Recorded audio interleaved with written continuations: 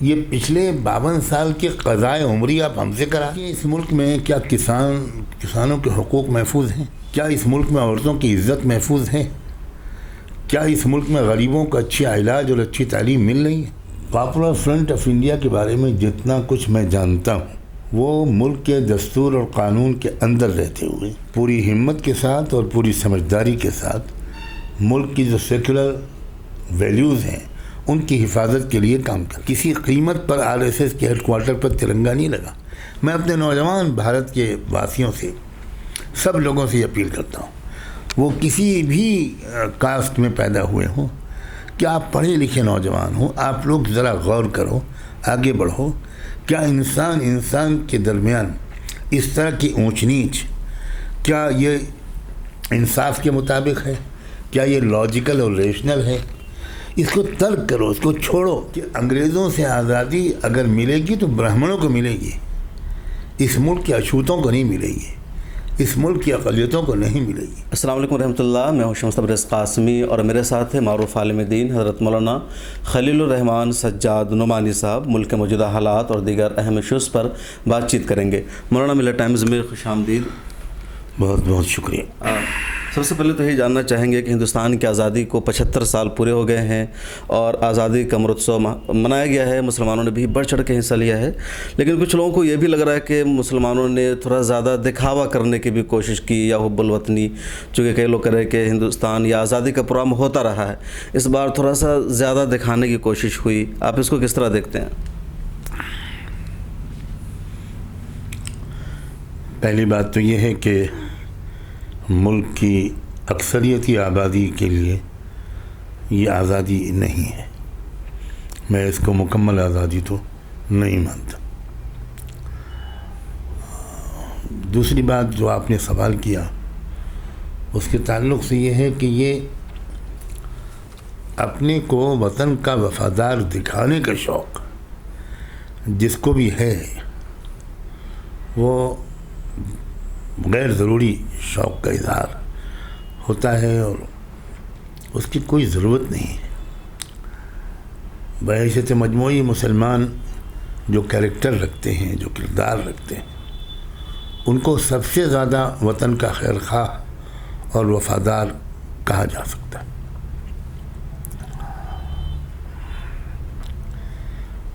دکھانے کا جو شوق اس مرتبہ آپ کے کہنے کے مطابق ظاہر ہوا، میرے کہنے کے مطابق آپ کو بھی کچھ ایسا اندازہ ہوا کہ لوگ نہیں، آپ نے جو بھی کہا اس کے حوالے سے میں کہہ رہا ہوں جی مجھے بھی اندازہ ہوا، میں نے اس کے بارے میں ایک بیان بھی جاری کیا تھا، وہ تو انتہائی شرمناک، افسوسناک، غیر ضروری تھا، اور اس کا بھی اظہار جس طرح ہوا، مسلمانوں کو یہ جاننا چاہیے کہ ان کے خوشی کے اظہار کے طریقے دوسری قوموں کے خوشی کے اظہار کے طریقوں سے بہت مختلف ہیں، بہت شریفانہ ہیں۔ قرآن مجید جیسی نعمت رمضان میں ملی، اس کے شکرانہ عید الفطر کے طور پر مسلمان مناتے ہیں، تو عید الفطر میں کہا جاتا ہے کہ ہر غریب کے گھر میں خوشیوں کا سامان پہنچاؤ، یہاں تک کہ وہ غریب مسلمان ہو یا غیر مسلم، اس کو بھی مت دیکھو، لیکن ہر غریب کے گھر میں خوشیاں ہوں، ہر غریب کے گھر میں چولہا جلے۔ خوشی منانے کا یہ انداز ہے۔ محرم کے 10-11 تاریخ کا روزہ اللہ کے رسول صلی اللہ علیہ وآلہ وسلم نے جب رکھا تو آپ نے اس کی ایک تاریخ بتائی کہ آج ہی کے دن تاریخ میں مختلف زمانوں میں سچائی کو جھوٹ پر اور انصاف کو ظلم پر فتح حاصل ہوئی، تو اس کی خوشی میں، اس کی یادگار کے طور پر ہم روزہ رکھتے ہیں۔ تو مسلمانوں کا بہت الگ انداز ہے، یہ جو ناچنا گانا، سڑکوں پر ڈانس کرنا، یہ اس کا تو اسلام سے کوئی تعلق ہی نہیں ہے۔ ہونا تو یہ چاہیے تھا کہ مسلمان خاص طور پر اس دن میں یہ طے کرتے کہ ان کے گاؤں میں، محلے میں، ان کے علاقے میں کوئی بھوکا نہ رہے، کوئی پریشان حال نہ رہے، مریضوں کی عیادت کی جاتی، اسپتالوں میں جایا جاتا، جھگی جھوپڑیوں میں جایا جاتا، یتیموں کے سر پر ہاتھ پھیرا جاتا، بیوہ بہنوں ان سب کی کفالت کا کچھ انتظام کیا جاتا، یہ طریقہ ہے خوشی منانے کا۔ حضرت وہ وزیر اعظم کی طرف سے اعلان تھا ہر گھر ترنگا، یعنی ہر کو گھر پر ترنگا لگانا ہے، ڈی پی میں ترنگا لگانا ہے، تو اس پر لوگوں نے عمل کرنے کی کوشش کی۔ ہاں، بہت دلچسپ بات یہ ہے کہ جن لوگوں نے یہ اعلان کیا انہوں نے 52 سال تک تو ترنگا برداشت ہی نہیں کیا، کسی قیمت پر RSS کے ہیڈ کوارٹر پر ترنگا نہیں لگا، اور وہ اس کے سخت مخالف تھے۔ ان سے پوچھنا چاہیے کہ بھائی یہ پچھلے 52 سال کی قضائے عمری آپ ہم سے کرا، آپ نے تو ترنگا لگایا نہیں، آپ نے تو ترنگے کا اپمان کیا، اور ابھی بھی آپ کے کچھ لوگ یا آپ سے قریب کچھ لوگ اس مرتبہ بھی انہوں نے یہ کہا کہ ہرگز کوئی ترنگا نہیں لہرائے، ہم بھگوا لہرائیں گے۔ تو یہ بات پرائم منسٹر کی اس بات کو اس طرح فالو کرنا کسی مخصوص فرقے کی طرف سے، یہ اس کے احساس کمتری کی علامت ہو سکتی ہے، ذہنی افلاس کی علامت ہو سکتی ہے۔ ابھی آپ نے شروع میں کہا کہ مکمل آزادی ابھی بھی نہیں ملی ہے، یا سب لوگوں کو آزادی نہیں ملی ہے، میں جاننا چاہوں گا اس کا مطلب کیا ہے، اس کی کچھ تفصیل بتائیں۔ دیکھیے، آپ دیکھیے اس ملک میں کیا کسانوں کے حقوق محفوظ ہیں؟ کیا اس ملک میں عورتوں کی عزت محفوظ ہے؟ کیا اس ملک میں غریبوں کو اچھا علاج اور اچھی تعلیم مل رہی ہے؟ کیا وہ جو سوشلزم کا اسٹیٹ بنانا خود ہمارے دستور کی ڈائریکٹو پرنسپلز میں ہے، رہنما ہدایات میں ہے کہ اس ملک کو ہم ایسا بنائیں گے، اور اس ملک میں سرمایہ داروں اور غریبوں کے درمیان خلیج کو کم کرتے کرتے بہت کم کر دیں گے؟ کیا اس پر ہمارے ملک میں عمل ہو رہا ہے؟ کیا یہ بات صحیح نہیں ہے کہ ملک کے 80% لوگوں کی آمدنی، ان کے خون پسینے کی کمائی، وہ چند 4-5 سرمایہ داروں کو منتقل کی جا رہی ہے؟ تو کہاں ہم کیسے مان لیں کہ یہ ملک آزاد ہے؟ کیا خارجہ پالیسی ہماری وہ فارن پالیسی آزاد ہے؟ کیا فارن پالیسی ہمارے اپنے پرانے جو نان الائنمنٹ کا اصول تھا اس پر کیا ہم برقرار ہیں؟ کیا ہم نے اپنی فارن پالیسی کہیں اور گروی نہیں رکھی ہوئی ہے؟ کیا ہم انٹرنیشنل جو ہیومن رائٹس کے ایشوز ہیں ان کے سلسلے میں ہم کس صف میں کھڑے کیے جا رہے ہیں اس وقت بین الاقوامی فورموں پر؟ تو یہ بات تو ڈاکٹر امبیڈکر کہا کرتے تھے کہ انگریزوں سے آزادی اگر ملے گی تو برہمنوں کو ملے گی، اس ملک کے اچھوتوں کو نہیں ملے گی، اس ملک کی اقلیتوں کو نہیں ملے گی۔ تو افسوس ہے کہ یہ بات بڑی حد تک صحیح ثابت ہو رہی ہے، اس صورتحال کو بدلنا چاہیے۔ بالکل، ابھی دلت کی بھی بات آئی، دلتوں پر ان دنوں لگاتار دلتوں پر اتیاچار تو ایک روایت ہندوستان میں ہے۔ فی الحال 3-4 معاملے سامنے آئے ہیں۔ ایک دلت اسٹوڈنٹس کو مٹکا سے پانی پینے کی وجہ سے مارا گیا، آج بھی خبر آ رہی تھی کہ ایک دلت کے ساتھ اس طرح کا معاملہ ہوا، پچھلے دنوں بھی آپ نے ایک بیان بھی اپنا جاری کیا تھا راجستھان والے معاملے پر۔ تو دلتوں کے ساتھ کیوں ہو رہا ہے، اور جو دلتوں کی اتنی ساری آرگنائزیشن ہیں وہ لوگ اب تک کیوں کامیاب نہیں ہیں اپنے آپ کو بچانے میں؟ دیکھیے، یہ سوال صرف اس وقت ذہن میں آ سکتا ہے جب لوگ برہمن نفسیات سے، برہمن دھرم سے واقف نہیں ہیں۔ ہندو دھرم نام کی کوئی چیز دنیا میں موجود نہیں ہے۔ یہ دراصل ایک منووادی سسٹم ہے جو من اسمرتی میں لکھا ہے، اور من اسمرتی کے بارے میں ابھی بھی بڑے بڑے لوگ بار بار یہ کہتے ہیں کہ وہ نہایت قابل تعریف مقدس صحیفہ ہے۔ تو ان آستھاؤں سے جو ویوستھا بنی ہے، جو سوشل سسٹم بنا ہے، اس میں کوئی جگہ ہی نہیں ہے شیڈول کاسٹ لوگوں کی، شیڈول ٹرائب لوگوں کی، مسلمانوں کی، کوئی گنجائش ہی نہیں ہے۔ ایکول اسٹیٹس تو دور کی بات ہے، اور زیادہ نیچے کے درجے پر بھی ان کو برابر ذلیل کرتے رہنا، مونچھیں رکھنے کی اجازت نہیں۔ ایک بیچارہ دلت سماج کا آدمی گھوڑے پر یا گھوڑی پر سوار ہو جائے تو اس کی جان لے لی جاتی، وہ کنویں سے پانی نہیں پی سکتا۔ کس زمانے میں ڈاکٹر امبیڈکر نے ایک تالاب میں پانی پیا تھا اور اس کے نتیجے میں کیا ان کو بھگتنا پڑا تھا؟ آج بھی ایک مٹکے سے پانی پی دینے پر ایک لڑکے کی جان لے لی گئی۔ تو وہ جو سسٹم ہے جب تک وہ آستھا نہیں بدلے گی، میں نے اپنے بیان میں بھی کہا تھا، ویوستھا نہیں بدل سکتی۔ یہ ویوستھا ان آستھاؤں پر کھڑی ہے۔ میں اپنے نوجوان بھارت کے واسیوں سے، سب لوگوں سے اپیل کرتا ہوں، وہ کسی بھی کاسٹ میں پیدا ہوئے ہوں، کہ آپ پڑھے لکھے نوجوان ہوں، آپ لوگ ذرا غور کرو، آگے بڑھو۔ کیا انسان کے درمیان اس طرح کی اونچ نیچ، کیا یہ انصاف کے مطابق ہے؟ کیا یہ لاجیکل اور ریشنل ہے؟ اس کو ترک کرو، اس کو چھوڑو۔ اس اونچ نیچ اور جو ایک ریسزم ہے، نسل پرستی، اس کے خلاف بغاوت کا اعلان کرو۔ اور یہ دستور جو تھا، یہ اس کے خلاف بغاوت کا ایک صحیفہ تھا، لیکن اس معاہدے پر قائم نہیں ہیں وہ لوگ جن کے ہاتھ میں ملک کا سسٹم ہے۔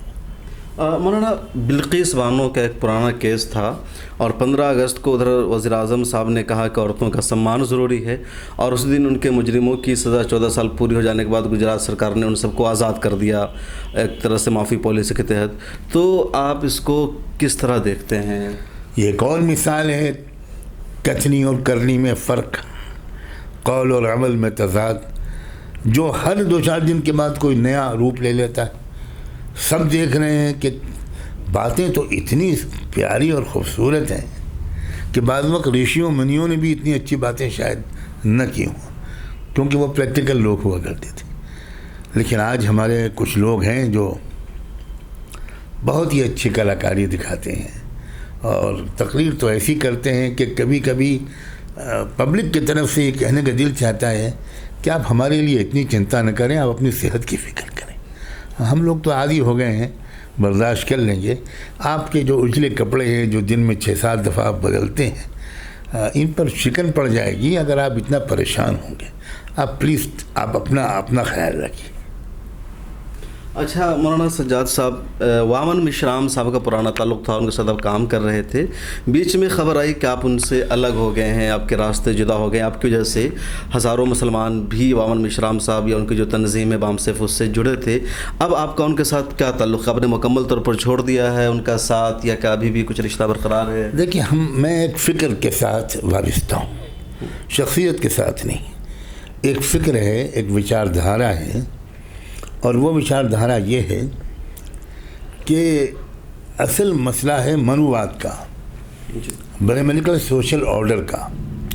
وہ کسی قیمت پر قابل قبول نہیں، وہ اس نے انسانیت کو بہت بری طرح آقا اور غلام میں بانٹا ہے۔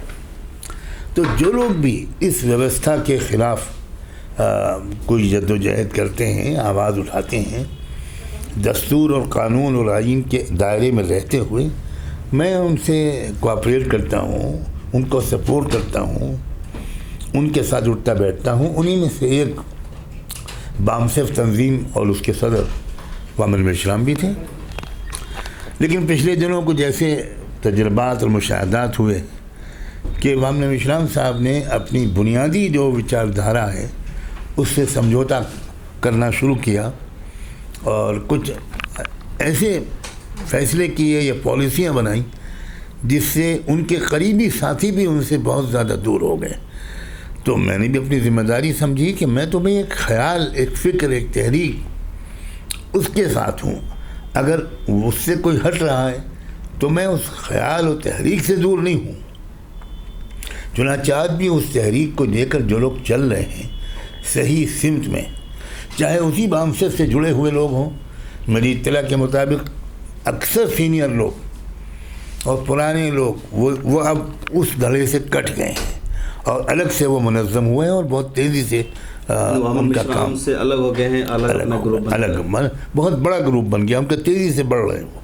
اور صرف وہی نہیں، بام سیف ہی نہیں، اور بھی ایسی آرگنائزیشنز ہیں جو اس وچار دھارا پر کام کرتی ہیں۔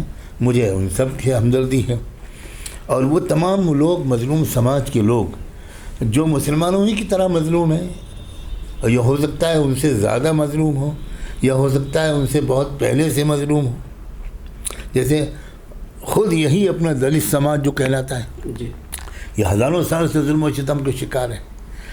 تو ان کے مختلف تحریکیں چل رہی ہیں، نیشنل لیول پر بھی اور ریجنل لیول پر بھی۔ میرا سب سے تقریباً تعلق ہے، کسی سے زیادہ کسی سے کچھ کم، इसी तरह सिख भाई हैं, बुद्धिस्ट लोग हैं, लिंगायत लोग हैं, सबसे मेरे ताल्लुकात पहले की तरह बहाल हैं, अच्छे राब्ते चल रहे हैं और हम इस बात की कोशिश कर रहे हैं कि एक अच्छा अलायंस मजबूत बने ईमानदारी के साथ, और वो फिर एक कॉमन मिनिमम प्रोग्राम के तहत एक मुश्तरका जद्दोजहद करें और इन सब को इंसानी और दस्तूरी हुकूक दिलवाएं। मौलाना, आप भी इस तरह की कोशिश कर रहे थे, मुंबई में भी आपने इजलास किया, जयपुर में भी हुआ, तो जो आपकी कोशिश थी कि मौजूदा हालात के ख़िलाफ़ एक मुहिम चलाने की, जो मज़लूम है उनके ऊपर होने वाले जुल्म के अत्याचार के ख़िलाफ़ लड़ाई लड़ने की, तो वो अभी किस स्टेज पर मामला पहुंचा है? देखिए, जयपुर के इजलास का आपने ज़िक्र किया, वो यकीनन इस कोशिश और तहरीक का एक अच्छा संग मील था, लेकिन हुआ ये कि उसके फ़ौरन बाद में मेरी सेहत ज़्यादा ख़राब हो गई और मैं एक लंबे अरसे के लिए हॉस्पिटलाइज हो गया। कनाडा में एक अस्पताल में मैं दाखिल रहा और अस्पताल से निकला भी, तब भी मैंने डॉक्टरों ने सख्त हिदायत दी कि अब आप कम से कम 6 महीने तक आप रेस्ट करेंगे, ज़्यादा भागदौड़ नहीं करेंगे, ज़्यादा ट्रैवल नहीं करेंगे, ज़्यादा स्पीचेस नहीं, ज़्यादा स्ट्रेस नहीं। मैं उसकी वजह से ज़रा महदूद हो गई मेरी सरगर्मी और उसका असर उस कोशिश पर भी पड़ा।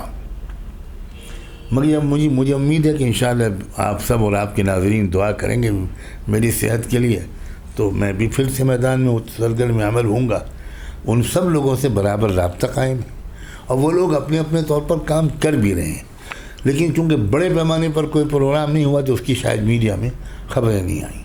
हो सकता है कि चंद दिनों के बाद कुछ सरगर्मियाँ उसकी ज़रा अच्छे पैमाने पर। अच्छा, उन्होंने एक आखिरी क्वेश्चन मुझे शुरू में पूछना था कि इन दिनों पिछले एक हफ्ता से पहले की बात है, तो ज़रा मामला सन्नाटा है। पॉपुलर फ्रंट ऑफ इंडिया को लेकर के लगातार हमारे मुल्क में खबर चल रही थी, हंगामा था, उस पर पाबंदी की बात हो रही थी और कुछ मुसलमानों के ही एक ग्रुप ने भी उस पर पाबंदी लगाने की बात की। उसमें से वो लोग भी शामिल हैं जो आपके बड़े करीबी और दोस्त रहे हैं। देखिए, पॉपुलर फ्रंट ऑफ इंडिया के बारे में जितना कुछ मैं जानता हूँ, वो मुल्क के दस्तूर और क़ानून के अंदर रहते हुए पूरी हिम्मत के साथ और पूरी समझदारी के साथ मुल्क की जो सेकुलर वैल्यूज़ हैं उनकी हिफाजत के लिए काम कर रहे हैं और बड़ी तेज़ी के साथ उनका कैडर बढ़ रहा है, तादाद भी बढ़ रही है और कैडर का जो मेयार है, डिटर्मिनेशन है, वो भी बढ़ रहा है। और ज़ाहिर है कि इससे वो फैसिस्ट ताकतें वो तो ये परेशान होती हैं कि वो चाहती हैं मुल्क में कोई आवाज़ ही न रहे, कोई उनको चैलेंज न करे, कोई दस्तूर की दुहाई भी न दे, कोई ज़रा सी बात बोले मत। आप देखें कौन कौन लोग इस वक्त, आप पॉपुलर फ्रंट की बात कर रहे हैं, उनका तो यही जुर्म काफ़ी है कि वो मुसलमान हैं। संजीव भट्ट जेल में है, गुजरात के डीजी जेल में है, तीस्ता सितलवाद जेल में है, तो ये कैसे मुसलमान है भाई? ये तो कोई मुसलमान नहीं थे, लेकिन उन्होंने एक जुल्म के ख़िलाफ़ आवाज़ उठाई और सच्ची गवाही दी। तो हम इस वक्त उस स्टेज में दाखिल हो चुके हैं जिसमें सच्ची गवाही देने पर परेशानियां आएंगी, मगर तारीख़ ये बताती है कि जब ये स्टेज आता है तो फिर मज़लूमों और इंसाफ की फ़तह की मंजिल करीब से करीब तर होती चली जा रही है। बहुत शुक्रिया। तो हमारे साथ थे मारूफ आलिम दीन मौलाना खलीलुर रहमान सज्जाद नुमानी साहब। आपने हालात हाज़रा या इन दिनों जो भी मसाइल अहम हैं उन सब पर बातचीत की और खुल करके आपने रहनुमाई की, हर सवाल का जवाब दिया। फिर मुलाकात होगी किसी और शख्सियत के साथ। फ़िलहाल दीजिए इजाज़त। कैमरामैन मोहम्मद तमन्ने के साथ शम्स तबरेज़ कासमी, मिल्लत टाइम्स। मिल्लत टाइम्स को आपकी ज़रूरत है, हमारी आप माली मदद करें।